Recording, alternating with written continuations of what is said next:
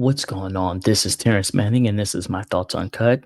Today, I want to talk about the Louisiana man who has been captured, Mr. Derrick Groves.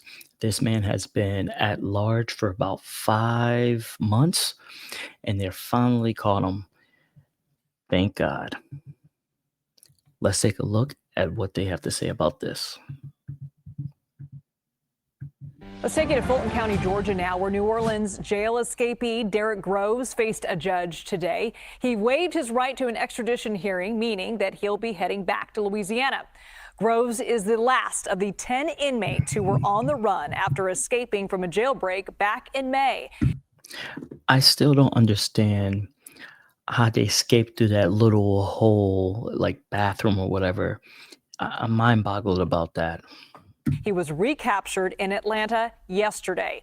Let's bring in CBS News national correspondent Katie Weiss live for us in New Orleans. She's been following this case from day one. Katie, what do we hear from Groves today, and what comes next in his case? Sure. Well, today in front of a judge in Atlanta, Groves told the judge, quote, "I want to return where I'm from." He accepted his extradition. And so now the attorney general has about 15 days to figure out how to get him. This man said, I wanted to return from where I'm from, basically jail. There's so many evil people out in this world. It's just crazy.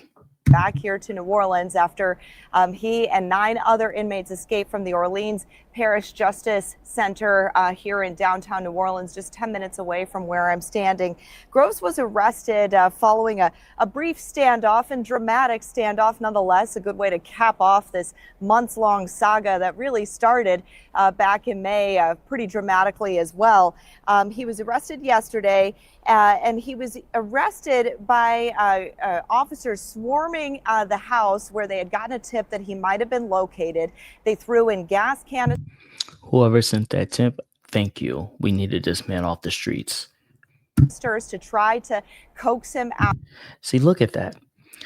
I don't get how did all 10 inmates fit through that hole? I don't get it. Like how? How did they fit through? It makes no sense to me still to this day. They saw some movement. That's a better look at it. Look, how can you squeeze through? The bars are right there. I still don't get how they got through there. It makes no sense. Maybe you guys can tell me in the comments. I have no idea. Deployed canine officers, and canine officers were able to find him in the crawl space of the home. And then as he was being taken away in cuffs, he even confidently and boldly blew a kiss and smiled at the camera.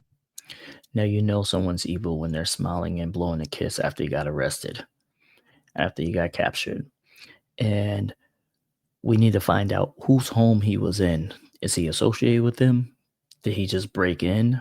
And if he just broke in, how can he be there for so long? How you not know someone's in your home? So that's another thing people need to look into. Well, law enforcement. Now, before the escape, Groves was facing a life sentence for 2 counts of murder. The victim's family in that murder case has really been on pins and needles ever since he escaped, according to the district attorney here in town. Take a listen to what he had. And this is what's heartbreaking. For the people who helped this man escape, he has he has a second-degree murder, manslaughter, attempted murder, drug trafficking, federal drug trafficking at that. Of course, he escaped, and I think a battery of a correctional officer. This man is a menace to society, and these people helped him escape. It's like how do you put whatever, and I don't understand how you can just be okay with letting this man back out in the world instead of being in federal prison like he deserves. So for the people who suffered because he murdered their loved one, they had to be scared that this man was loose for that long. Let's take another look. Let's continue. To say about their relief over this escape or this capture. Look at that. Look at this. These guys are. This is why it's extremely difficult for people that were incarcerated to come out and be civilized people. Look with smiley face, arrow pointing, saying it's too easy, laughing out loud, LOL. And they put TO for two instead of TOO. So not only they're dumb. Oh man. So I was able to get to know the next of kin. And I just want you to all understand that the children in this family who play sports in that park in the Lower Ninth Ward have not been able to go out there during all of this time. Their lives have been shut down out of fear because they didn't know where this man was. And the men and women of these different agencies have given them their lives back. And that is extraordinary. And I was talking to the next of kin a few weeks ago, and she was still trembling. And yeah, I don't blame him. This man who murdered their loved one is out. You don't know if he's coming back to finish the job on them or their siblings or their kids. You don't know. The man is not crazy, evil. We're not going to give him excuse of saying he's crazy. He's evil person, and he's just luckily he just kept hiding in different areas, and he went to Georgia, but they didn't know that. How could you know? There's no way you can just be free outside and take your kids to school or go to the park or anything really out and open in public, because you never knew if he was watching or not. And I'm glad that the family, the next of kin, can have a sigh of relief knowing that this evil person is back in prison where he belongs. Let's continue. And the Louisiana Attorney General Liz Murrill also said last night in that same press conference that she is grateful to all of the law enforcement officers that put in the work to make this happen. There was a task force that was put together. It was in a very expensive effort to capture this last remaining fugitive. She said at one point towards the beginning to try to capture all 10 of them, it was approximately a cost of $1 million a day. And she did release a statement today about the extradition, just saying that she's already formulating a plan to get Groves back here to Louisiana, saying, quote, those discussions are already underway and require Louisiana State Police to coordinate. They need to have all parties involved in this escape for all these 10 inmates. They need these people to pay back that $1 million a day expense that we had as a country to use on this.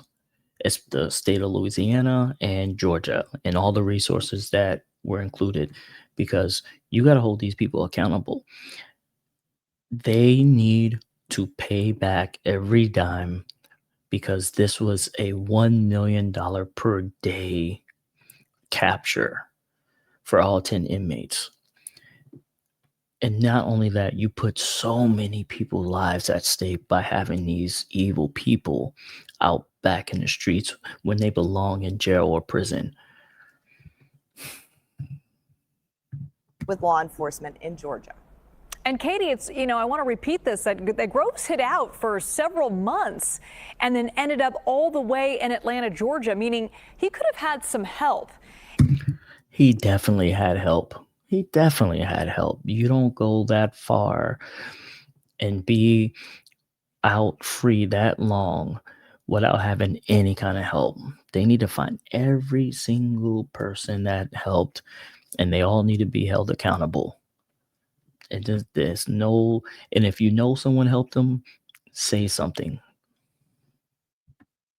Is it clear whether or not anyone else will face charges in this case? I hope so. Well, that's certainly something that's still being investigated. I mean, it is a 6.5 hour drive from here in New Orleans to Atlanta, where he was finally captured. He has been on the run for quite a while. You know, the other inmates were caught within weeks of their escape. So one of the big questions is, yeah, how did he manage to stay undetected for so long? Well, law enforcement, you know, they were able to capture him with a tip. They're also asking now for tips from the public if they were maybe afraid to come forward Look at this. Look at this to evil stay dude. undetected for so long. Look at Well, him law blow kids. enforcement, you know, they were able to capture him with a tip. They're also asking now for tips from the public if they were maybe afraid to come forward before while he was still at large, to please come forward now and give them some information about how he managed, you know, who maybe may have helped him, aided and abetted him. But one thing that I thought was interesting last night during the press conference, Louisiana State Police Colonel Hodges mentioned that he always seemed to be one step ahead. Groves always seemed to have just left. They had just missed him whenever they would follow up on a tip. And that often Oh, definitely he's been helped. You can't travel from the state of Louisiana all the way to Georgia, like she said, 5.5 hours without having multiple people involved.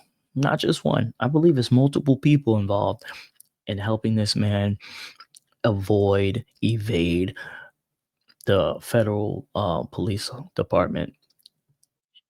This is times on social media, the tips would be old or outdated. And so that was something that kept throwing them off the trail and made it more tricky and difficult to capture him, that he was very elusive. And one other piece of information that was pretty fascinating as well is this man, Groves, was considered to be the mastermind behind this initial jailbreak that happened so many months ago. and that's the sad part, is that this guy was the leader of all of them, probably orchestrated every detail while in prison for his escape. And then he also had actual better plans than the other inmates to avoid being captured for so long.